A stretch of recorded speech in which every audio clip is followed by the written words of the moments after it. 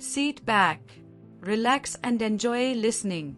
Esvi felt the cold grip of hatred tighten around her heart. Holding Ake's hand was unbearable. Every second felt like a punishment. Ake couldn't ignore the weight of Esvi's hatred, which made him uneasy. He knew how much she despised him.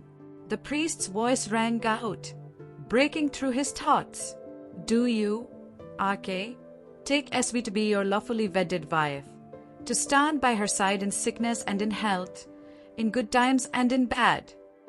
Ake's grip tightened around her hand. The words weren't hollow, not anymore.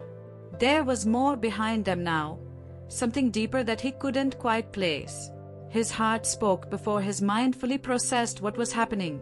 I do, he said, his voice steady.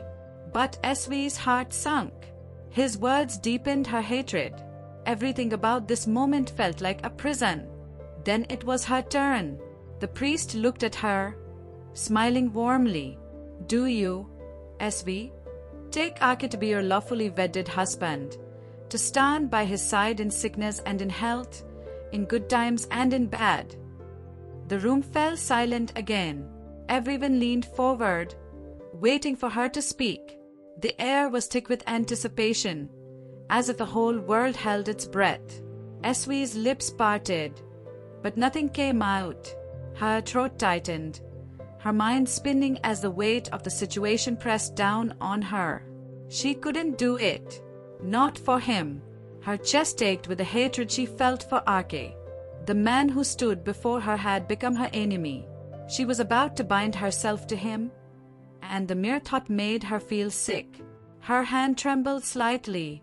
For a moment, the silence stretched on, and everyone's smiles faltered. But no one could see the war raging inside her. No one except Ake, who felt her hatred like a physical presence between them. Then her eyes shifted, not to Ake, but beyond him. Just over his shoulder, she saw her mother, beaming with pride, her face radiant with joy. Her mother, the one person who had always been there for her, the one person Esvi could never disappoint. Her heart clenched as she took in her mother's expression. It wasn't for Ake. It wasn't for anyone else. It was for her. Her mother's happiness radiated, and Esvi knew she couldn't ruin it. Not today. Never. She swallowed hard, her throat dry, and when she spoke, her voice was low, almost mechanical. I do. The words barely passed her lips, but they were enough. The crowd erupted into cheers and applause, believing they were witnessing a moment of love. Her mother's face lit up even more, her smile wide with happiness. But Esvi felt only the suffocating weight of what she had just committed to. Ake, still holding her hand, sensed her coldness. It sent a shiver down his spine, but he couldn't pull away. Something inside him wouldn't let him. The ceremony continued. The rings were exchanged, and yet the tension between them only grew thicker. From the outside, they looked like the perfect couple, but within, a storm was brewing. The priest's voice broke the tension, drawing them back to the moment. And now, you may kiss the bride. Ake's heart pounded in his chest. The very thought of kissing Esvi felt wrong. He knew what a kiss would mean to her, how much she would hate it. He knew how much she couldn't stand him touching her, let alone something as intimate as a kiss. He wasn't concerned for himself, though. What weighed on him was the fear of what Esvi might do to herself if her anger exploded. He had seen her lose control before, hurting herself in her rage without even realizing it. He couldn't allow that to happen. Esvi stood still, her mind consumed by hatred, her eyes burning with it. She didn't even hear what the priest said. Her world had stopped when Ake put the ring on her finger. She couldn't shake off that feeling, so she stood there, frozen. Ake glanced at her, his throat tight. He knew he wouldn't do it. He couldn't kiss her, no matter what was expected. But how could he explain that to everyone around them? The room was full of joy, full of people who believed this was a moment of love. But for them, it was anything but. The atmosphere in the air felt heavy, as if the universe itself was holding its breath. As we stood there, lost in her own world of hatred, her hands still unwillingly clasped in Arke's. The tension between them was palpable. Her mother's face glowed with happiness, oblivious to the battle raging inside her daughter. And Arke, he stood rooted in place, feeling every ounce of the coldness, the anger radiating from SV. Suddenly, a flash of lightning cracked through the darkened sky, followed by a deafening roar of thunder. The sound was so sudden, so powerful, it made everyone flinch. The crowd gasped, startled by the storm's abrupt fury. Then, the rain came, heavy, relentless sheets of rain, falling as if the heavens had opened in response to the tension in the air. People scrambled, rushing towards shelter to escape the downpour. In the chaos, Esvi's body jerked instinctively as she lost her balance, her heels slipping slightly on the now wet surface beneath her feet. Before she could hit the ground, Ake's grip tightened on her hand. His reflexes kicked in as he pulled her toward him, steadying her.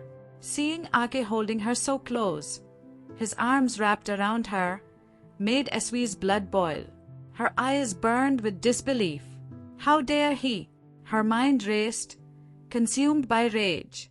She didn't care about anyone or what was happening around her. She was ready to shake him off. But then, the unexpected happened. Someone, rushing to avoid the rain, bumped into Ake from behind.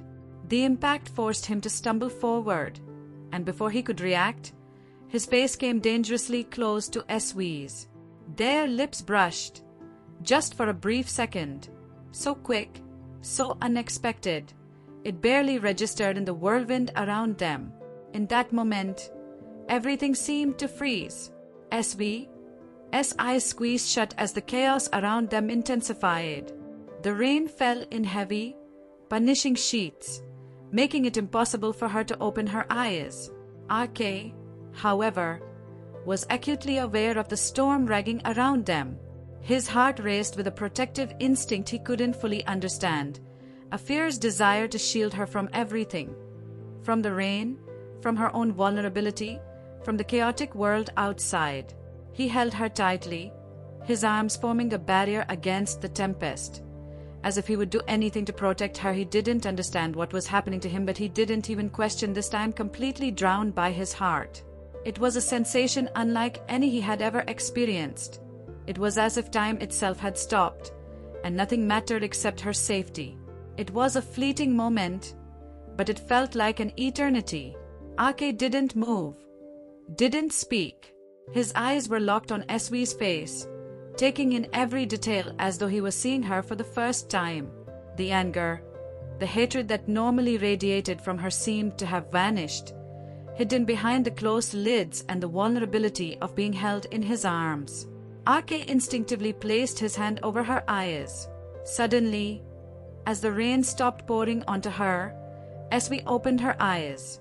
Her gaze locked onto Ake's, the storm of emotions reflecting in the depths of his eyes. For a brief moment, everything else disappeared.